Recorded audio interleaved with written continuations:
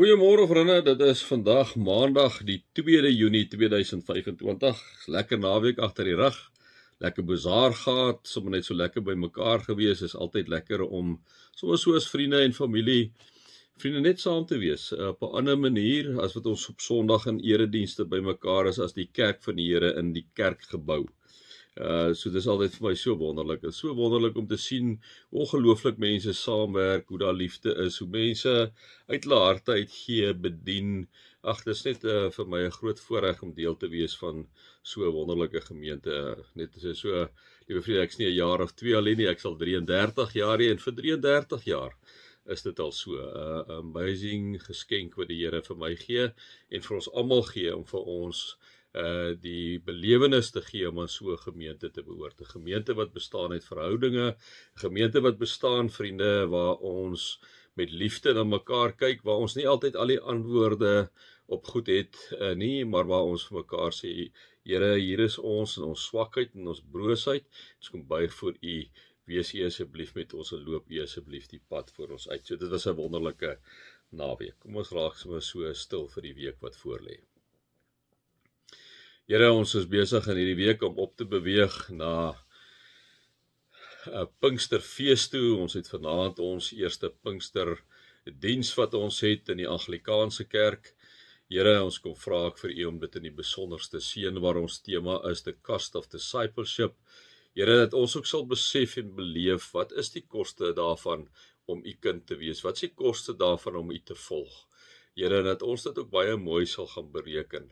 Baie dankie, Here, vir die wonderlike voorreg om so in U teenwoordigheid te mag wees. Amen. Vriende, mag daar vir julle inderdaad genade en vrede en oorvloed wees, omdat julle hierdie God van ons ken, Jesus ken en die Heilige Gees ken. Ja, dan is ons hierso by Spreuke 26 vers 21. Ja, ek geniet so die absolute nice woordeskat wat die spreukedigter gebruik. Hy hoor hoe sê hy nou die volgende. Hy sê, daar is houtskool nodig vir gloeiende kole, hout vir 'n vuur en 'n twisiek mens vir risiestook. Is dit nie pragtig as hy dit, né? Dit is vir my so mooi gesê, die taal wat hy gebruik is so amazing, né? Daar is houtskool nodig vir 'n gloeiende kool en hout vir 'n vuur en 'n twisiek mens vir risiestook. Nou vriende, dit is so party mense hou mos van beklei, né? Hulle hou van beklei, hulle hou van risie maak, maar dit is ook die mense wat ek en jy altyd met baie groot wysheid moet hanteer, né? Wanneer iemand so wil risie maak en jy sien die een is nou op die verkeerde wicket, moenie nog verder kole op sy kwaai vuur stook nie, né? Sê jy vir hom, Here, ou maat, ek hoor jy, ek hoor dit is wat ek hoor wat jy nou sê. Wie jy so kwaad gemaak, kan jy nou sê, en dan kan jy vir hom sê, nee, ek hoor wat jy sê, nee, en dan kan jy vir die ou ook sê, jong, dit wat jy gehoor het, ek het miskien iets anders gehoor, dis wat ek gehoor het, né? So, partykeer, liewe vriende, partykeer moet hy net niks sê ook nie, né? Wanneer jy so iemand hoor, dat hy rustig net sy gang gaan, of sy haar gang gaan, wees rustig, kyk na die een en gaan net rustig aan. Dit is 'n ander manier van doen, né? 'n ander manier van doen is om later na daai persoon toe te gaan, die ene wat nou hierdie risie stook, of die twisiek mense soos die spreukedigter sê, en met die persoon 'n gesprek gaan en sê, hoorie, dit lyk vir my jy gaan deur 'n moeilike tyd, daar op sy eie, né? Gaan praat. Ook party mense kry mos nou wat onvolwasse is, dat daarin kan jy niks doen nie, vriende. As 'n ou onvolwasse is in die hantering daarvoor, dan is dit soos die spreekwoord sê, moenie perels voor varke gooi nie, né?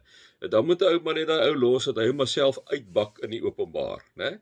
Maar daar is mense met wie 'n ou nogal in 'n gesprek kan gaan, ouens wat net 'n slegte oggend gehad het en nou nie mooi besef wat hy doen nie, en dat hy nou sy goed op jou kom uithaal, né? Jy kry dit, maar jy moet altyd vra vir wysheid hoe om so persoon te hanteer. Maar dit is net vir my so mooi, daar's 'n houtskool nodig vir gloeiende kole, hout vir 'n vuur en 'n twisiek mens vir risie stook.